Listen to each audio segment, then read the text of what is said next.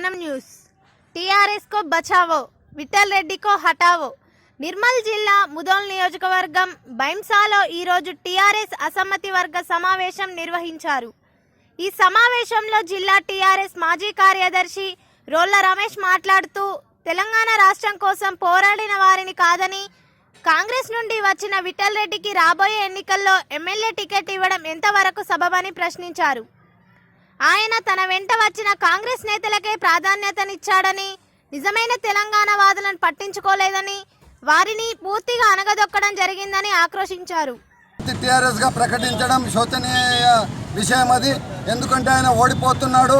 గెలిచే వ్యక్తికి అయినటువంటి వేణుగోపాలాచారిక లేదా ఉద్యమించి తెలంగాణ సాధించినటువంటి టీఆర్ఎస్ నిజమైన వేరే కార్యకర్తలకు ఎవరికి ఇచ్చినా ఇక్కడ గెలుస్తున్నాడు। పరిస్థితి మంచిగా ఉన్నది। కానీ విఠల్ రెడ్డి అని అంటే గ్రామాలలో కూడా జనాలు ముక్కిరుస్తున్నారు। ఎందుకనంటే ఆయన మా ఊరికి రాలేదు, ఏం చేయలేదు।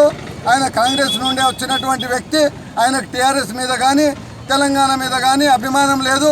టీఆర్ఎస్ లో వచ్చిన తర్వాత కాంగ్రెస్ కార్యకర్తలకు తన వెంట వచ్చిన వారికే ప్రాధాన్యతనిస్తూ ఎవరైతే తెలంగాణ వాదులు ఉద్యమించిన వారు తెలంగాణ సాధించుకున్న వారు ఉన్నారో వారికి అనగదొక్కేసినాడు। సభ్యత్వాన్ని రద్దు చేస్తూ సభ్యత్వ నమోదుకు కూడా పిలవకుండా వారికి ఏ పనులలో కూడా దాదాపుగా ప్రాధాన్యతను ఇవ్వకుండా ప్రజలలో కూడా ఆయనకు మంచి పేరు లేదు కాబట్టి ఖచ్చితంగా ఆయన ఓడిపోతున్నాడు।